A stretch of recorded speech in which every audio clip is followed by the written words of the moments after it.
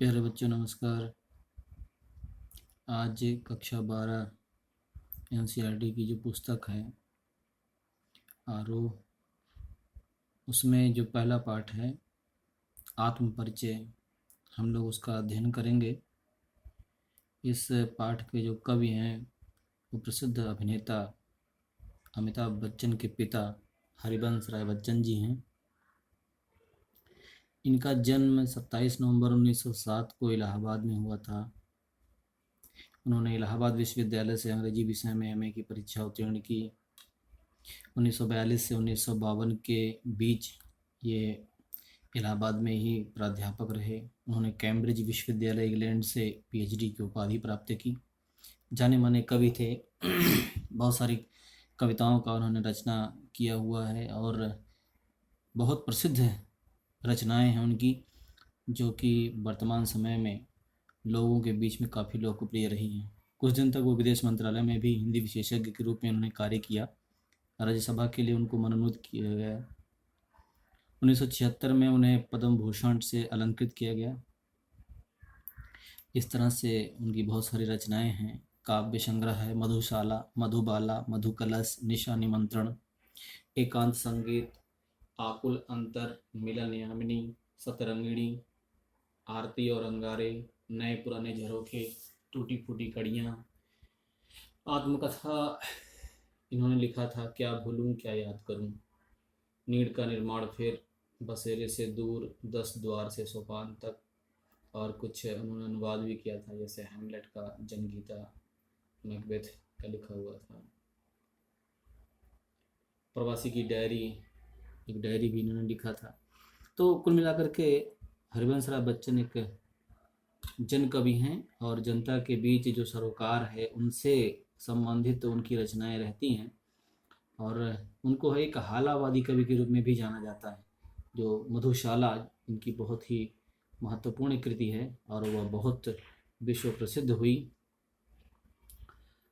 उन्होंने अपने इस आत्म परिचय पाठ में बताने की कोशिश की है कि खुद को जानना दुनिया को जानने से बहुत ज़्यादा कठिन होता है।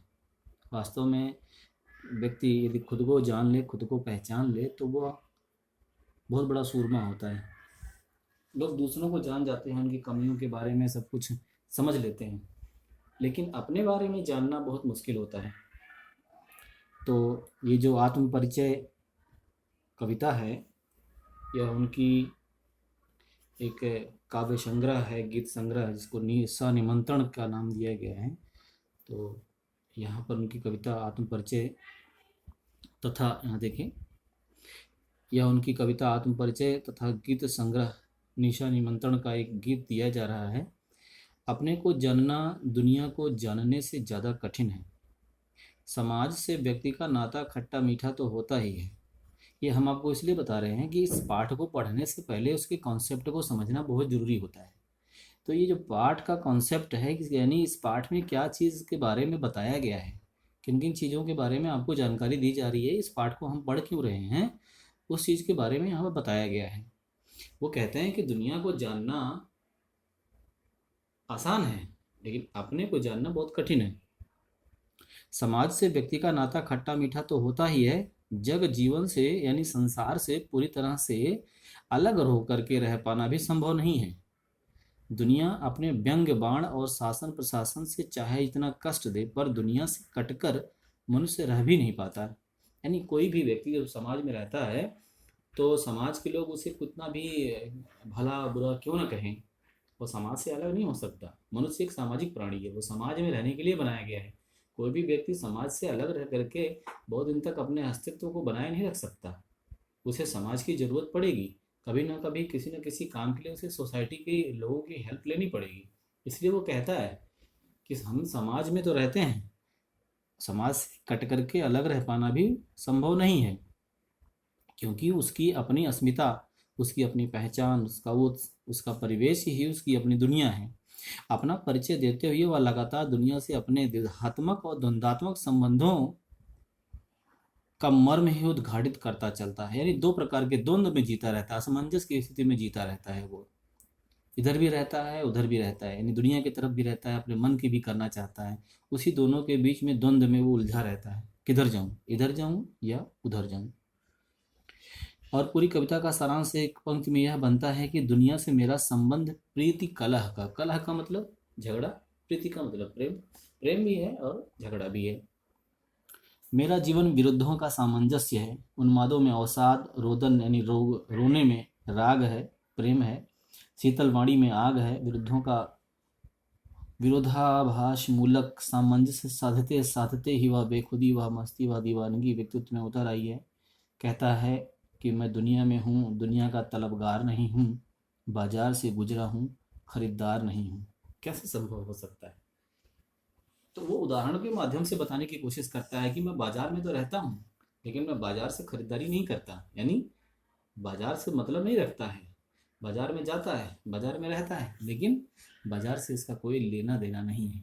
संसार में है, संसार में रहता है, लेकिन संसार से उसका कोई लेना देना नहीं है। क्यों नहीं है? क्योंकि यह संसार उसे अच्छा नहीं लगता, यहाँ के लोग उसे अच्छे नहीं लगते हैं। तो इस तरह से हम इस पाठ के बारे में जानते हैं। और अब हम आत्मपरिचय कविता देखते हैं। कवि कहता है, मैं जग जीवन का भार लिए फिरता हूँ, फिर भी जीवन में प्यार लिए फिरता हूँ। कर दिया किसी ने झंकृत जिनको छूकर, मैं सांसों के दो तार लिए फिरता हूँ। मैं स्नेह सुरा का पान किया करता हूँ, मैं कभी न जग का ध्यान किया करता हूँ। जग पूछ रहा उनको जो जग की गाते, मैं अपने मन का गान किया करता हूँ। वाकई में यहाँ कविता के माध्यम से कवि ने बताने की कोशिश की है कि इस संसार से उसका जो नाता है वो बड़ा खट्टा मीठा है, बहुत खट्टा मीठा नाता अपना बताने की कोशिश करता है वो। बच्चन जी कहते हैं कि मैं संसार रूपी जो जीवन है उससे एक भार के रूप में उठा करके घूम रहा हूँ। इसके बावजूद मेरा जो जीवन है वह प्यार से भरा हुआ है। मैंने संसार को मैं बाहर की तरह से लिए करके जी रहा हूँ, फिर भी मैं अपने जीवन में प्यार लिए फिरता हूँ, यानी मैं अपने जीवन में प्यार लिए ही घूम रहा हूँ। जीवन की समस्याओं के बावजूद, कहने का मतलब उसका यही है कि जीवन की समस्याओं के बावजूद कवि के जीवन में प्यार भरा पूरा है। जीवन की समस्याओं के बावजूद कवि के जीवन में प्यार है। आगे कहता है, कर दिया किसी ने झंकृत जिनको छूकर, मैं सांसों के दो ताल लिए फिरता हूँ। कहने का मतलब है कि उसका जीवन सितार की तरह से है।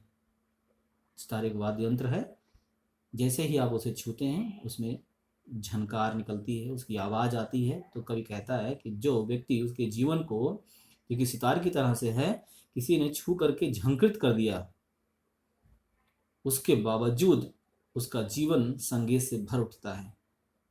यानी कोई व्यक्ति उसको छेड़ता है, फिर भी वह, उसका जो जीवन है वह संगीत से भर उठता है। उसका जीवन इन्हीं तार रूपी सांसों के कारण से चल रहा है। उसने अब आगे कहता है, मैं स्नेह सुरा का पान किया करता हूँ, मैंने प्रेम रूपी शराब को वह पान करता है, वह उसे पीता है, और कभी न जग का ध्यान किया करता हूँ। और मैं कभी भी संसार का, जग यानी संसार का, कभी वह ध्यान नहीं करता कि लोग क्या कहेंगे क्या नहीं कहेंगे, उससे उसे कोई मतलब लेना देना नहीं है। वह संसार का कोई ध्यान नहीं करता है, लोग जो भी कहना हो कहें, उससे वह, उसका कोई लेना देना नहीं है। जग पूछ रहा उनको जो जग की गाते, यानी संसार के लोग उसको ही पूजा करते हैं, उसकी पूजा करते हैं, उसके बारे में ही ज़्यादा ध्यान देते हैं जो संसार के लोगों की बातों को सुनता है। यानी कहने का मतलब ये है, जो संसार के लोगों को उनकी कहे के अनुसार चलता है, लोग उसकी गाते हैं, लोग उसके कहने अनुसार चलते हैं। और यहाँ पर कहता है, मैं कभी न जग का ध्यान किया करता हूँ। वह कभी संसार का ध्यान नहीं करता है। जब पूछ रहा उनको जो जग की गाते, यानी संसार उनको ही पूछता है, उनको वो पूछता है जो संसार के लोगों का कहा हुआ करते हैं, उनके कहने के अनुसार चलते हैं। मैं अपने मन का गान किया करता हूँ। कभी कहता है कि मैं इससे बिल्कुल अलग हूँ और मैं अपने मन का गीत गाता हूँ, जो मेरा मन करता है मैं उसे करता हूँ। एक बार फिर से देखिए, मैं जग जीवन का भार लिए फिरता हूँ, फिर भी जीवन में प्यार लिए फिरता हूँ।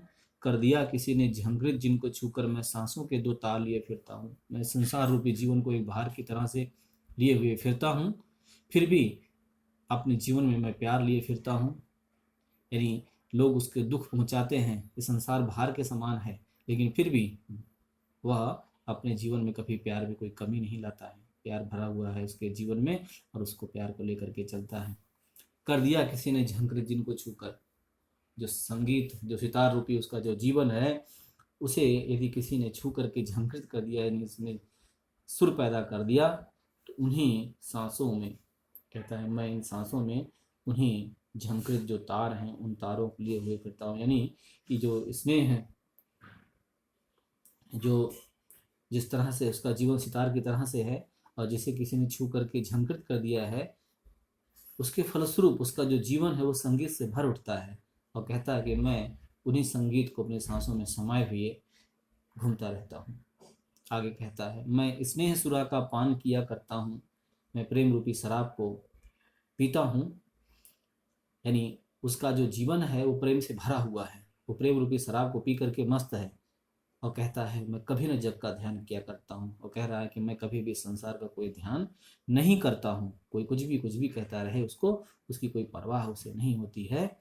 जग पूछ रहा उनको जो जग की गाते, जो संसार के लोगों की बात करते हैं, जिनकी हाँ में हाँ मिलाते हैं, लोग उनकी ही बातें करते हैं, लोग उनको ज़्यादा महत्व देते हैं, लेकिन मैं अपने मन का गान किया करता हूँ। लेकिन मैं संसार के लोगों की बातों को ध्यान नहीं देता हूँ, और मैं सिर्फ अपने मन की बात करता हूँ। जो मेरे मन में आता है मैं उन्हीं बातों को करता हूँ, उन्हीं बातों को मैं सुनता हूँ जो मेरे मन की कहते हैं। कहने का मतलब यही है कि उसका मन जो कहता है वो वही करता है। विशेष रूप से इन दोनों पदों में कवि ने निजी प्रेम को स्वीकार किया है, संसार के स्वार्थी स्वभाव पर टिप्पणी की है। स्नेह सुरा व सांसों के तार में, यहाँ पर स्नेह सुरा, सांसों के दो तार, जग जीवन, इनमें आपको रूपक अलंकार मिल जाएगा। जग जीवन, जा और जा का उच्चारण हुआ है, इसलिए अनुप्रास अलंकार भी मिल जाएगा आपको। खड़ी बोली का प्रयोग किया गया है, किया करता हूँ, लिए फिरता हूँ, इस तरह से आवृत्ति में, गीत में मस्ती है।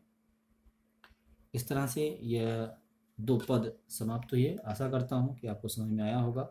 नहीं समझ में आया होगा, वीडियो को पॉज करके आप फिर से उस अर्थ को देखने की कोशिश करिएगा, समझने की कोशिश करिएगा। नहीं समझ में आता है आप हमको बताइए, हम आपको पुनः समझाने की कोशिश करेंगे। धन्यवाद।